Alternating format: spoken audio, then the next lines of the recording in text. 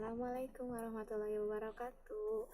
Hari ini saya Ratna mau berbagi pengalaman bagaimana saya bisa lulus CPNS tahun 2019. Di awal dulu ya, dulu saya pernah ikut CPNS itu sekali tahun 2014 dan saat itu saya ikut CPNS dosen di Universitas Pendidikan Indonesia di UPI di alma mater saya.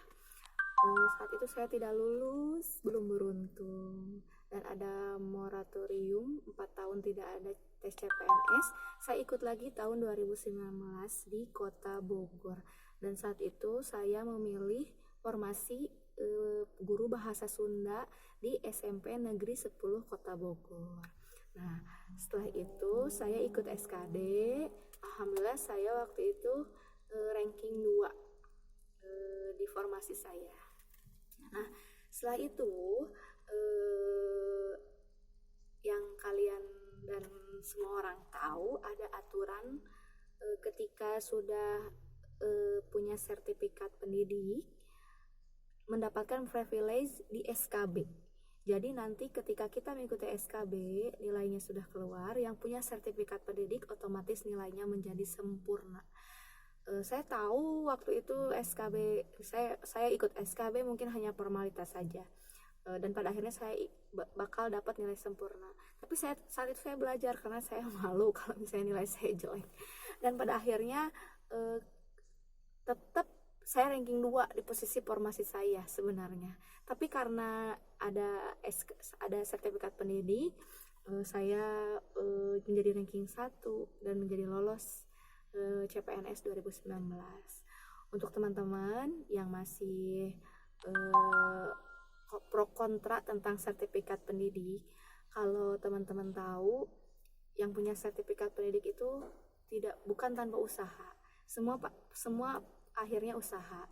Seperti saya dapat sertifikat pendidik saat itu di zaman PLPG. Saya ikut PLPG 2017. Saat itu yang bisa ikut PLPG 2017 itu yang punya nilai UKG tahun 2015 itu nilainya 65 ke atas. Alhamdulillah saat itu nilai saya 78,5. Saat itu saat PLPG itu 12 hari, dan saat itu saya lagi hamil 4 bulan. Coba bayangin, saya lagi mabok-maboknya harus ikut belajar diklat PLPG selama 12 hari. Tidak hanya itu, saya seperti kuliah ya saat itu. Jadi saat itu ikut seperti kuliah, diberikan materi-materi sama dosen-dosen saya, dan saya alhamdulillah masih kenal sama dosen-dosen saya, dan alhamdulillah dosen-dosen saya ada beberapa yang masih kenal saya. Nah, saat itu ikut diberikan materi tentang keguruan, hampir semua pedagogik, ada sih profesionalnya tapi kebanyakan pedagogik.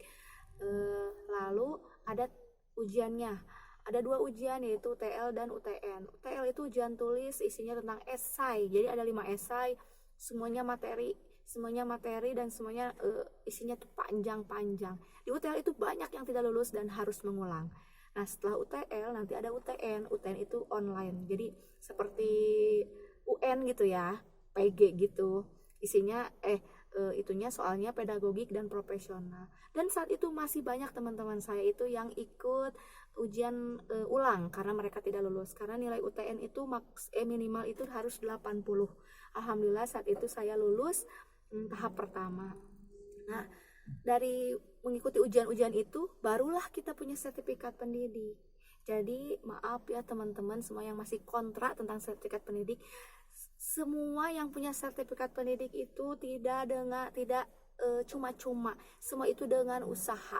Bahkan yang punya sertifikat pendidik yang zaman SM3T itu, mereka harus mengabdi kepada negeri selama berapa tahun di sana di daerah terpencil, meninggalkan keluarga, keluar dari zona nyaman, dan mereka harus mengabdi di daerah terpencil. Itu menurut saya itu tidak sebanding gitu ya, punya sertifikat pendidik itu dengan pengorbanan mereka. Bahkan saat angkatan saya yang ikut SM3 itu ada yang meninggal, ada yang gugur 2 orang.